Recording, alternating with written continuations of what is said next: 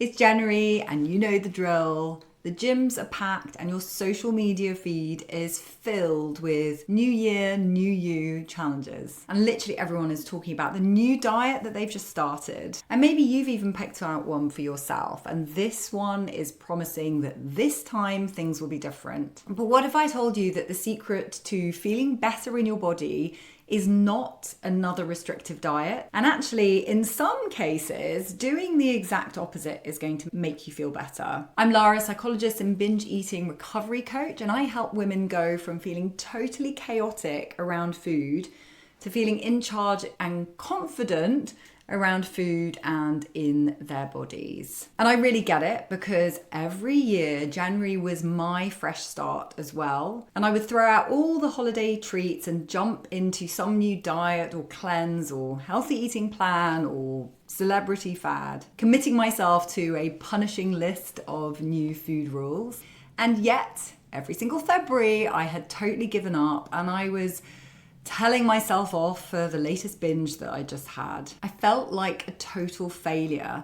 And it wasn't until I understood the biology and the psychology around dieting and also understood what was happening to my brain and my body when I dieted that I was able to escape that restrict and binge cycle. And if any of that sounds familiar, then this video is absolutely for you. So I want to start off by explaining the science of why diets are destined to fail, especially if you have a complicated relationship with food. See, we're told that diet's about discipline or willpower, but actually it sets off this chain reaction that means that binge eating is probably inevitable if you do that diet. So first, and this is a really big one, is that diets really set off that binge and restrict cycle. When we start a diet, you will inevitably be told to cut down. So whether that's calories or certain food groups or macros, and you'll also be given this long list of not allowed foods. So there's this restriction. And the interesting thing is that when your body senses this restriction, it doesn't think,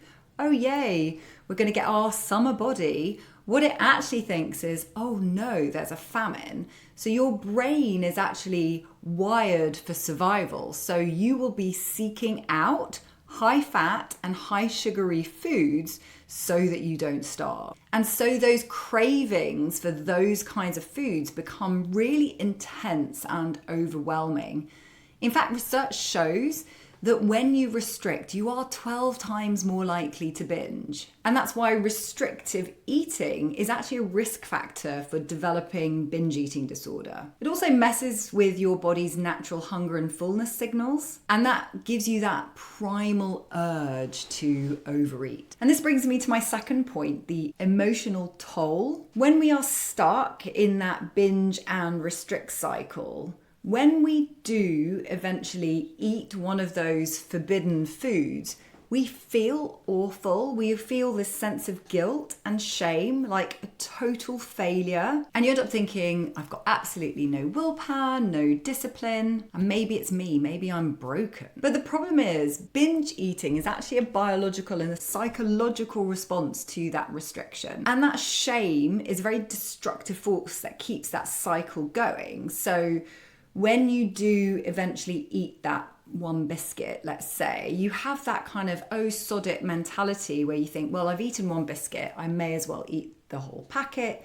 You feel that sense of shame and failure. And then what that triggers you to do is restrict. You think, well, I had that binge today, tomorrow I'm going to restrict. And you restrict for as long as you possibly can, but eventually the desire for those foods becomes so intense and so overwhelming that you end up eating them. And then that starts that cycle all again. So you get very much stuck in that binge and restrict cycle. And honestly, I have worked with women who have been stuck in that binge and restrict cycle literally for decades. And my third point is that that binge and restrict cycle can actually cause long-lasting damage. If you're bouncing between periods of real extreme restriction and then periods of real binging, what that might be doing to your weight is that you may be going like this. It's called weight cycling or yo-yo dieting, where you are gaining and losing weight over and over again. And there are several studies that show this relationship between weight cycling and actually long-term negative health outcomes like insulin resistance and high blood pressure. So that solution to stop binge eating, i.e. going on a restrictive diet, can actually make the binge eating worse in the long run. The evidence is really clear that if you struggle with your relationship with food, actually going on a restrictive diet can make things a lot worse. And we also know that the majority of diets don't work in the long term. Sure, in the short term, people might actually lose a bit of weight, and most of the research shows that within those first 6 months, you may lose about 10% of your body weight. But actually, if you track people over the long term, 3 years, 4 years, 5 years, what you find is that between 80 and 95% of people have actually regained the weight that they lost. And in 2/3 of cases, they are heavier than when they started. Okay, so I may have managed to talk you out of going on a restrictive diet in January, but then you might be thinking, well, what do I do now? I think we've been so programmed to believe that unless we are on some kind of restrictive diet, we are letting ourselves go. The alternative isn't giving up though.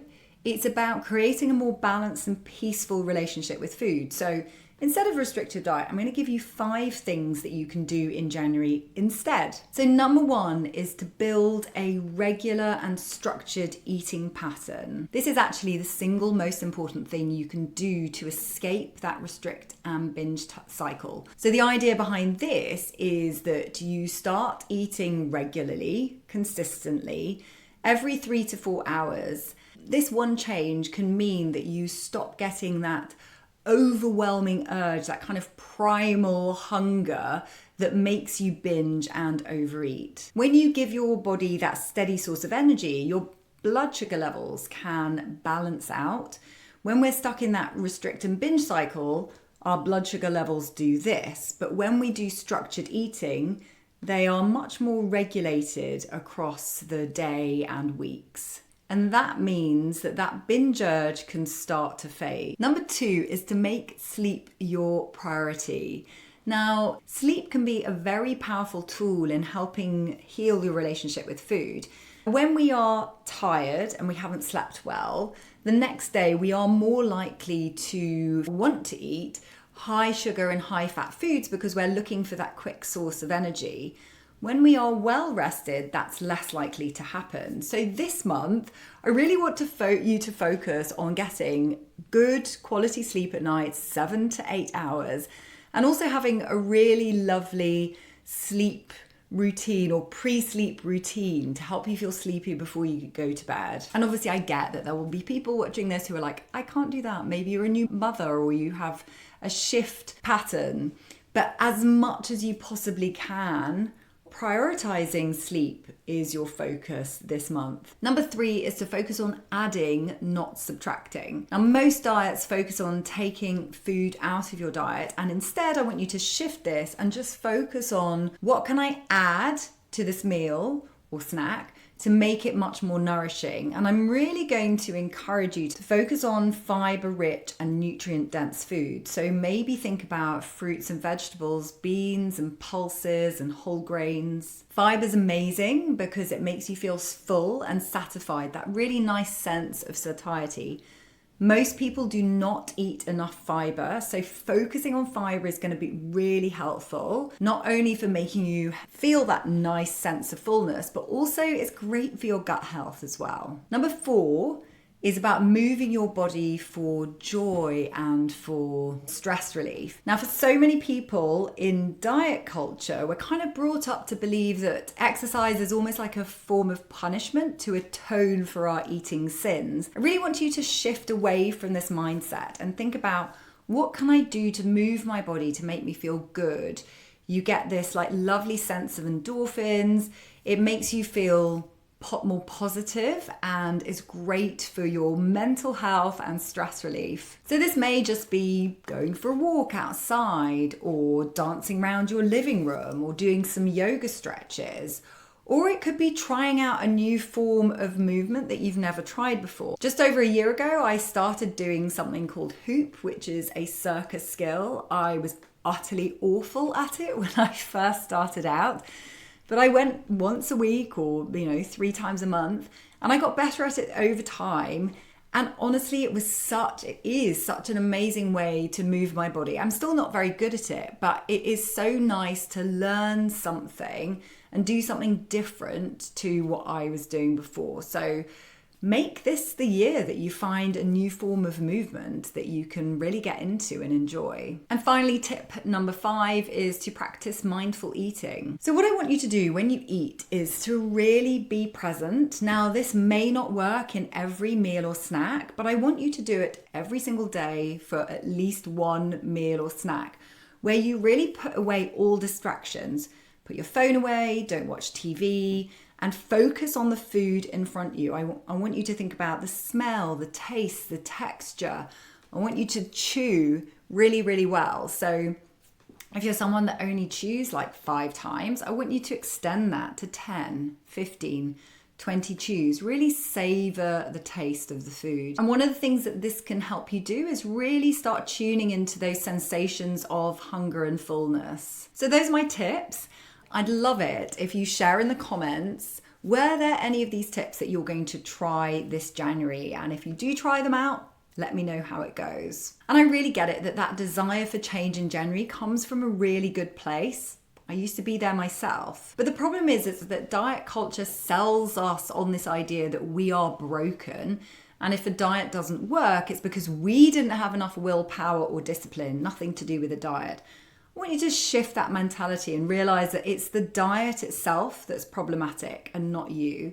You're not broken, you don't need to fix yourself. But you may want to focus on some of these health promoting behaviors that are really going to help this January rather than that restrictive diet. And yes, healing your relationship with food is a journey, and it may be longer than that kind of 30-day quick fix mentality. If you want some support in that journey, then feel free to hop over to Instagram and you can direct message me the word balance and we can chat about how that might look for you. Otherwise, if you like this video, you like what you saw, give me a like, subscribe to my channel, and you can check out these videos next for more binge freedom, mindful eating and food freedom tips. I will see you in the next video. Bye for now.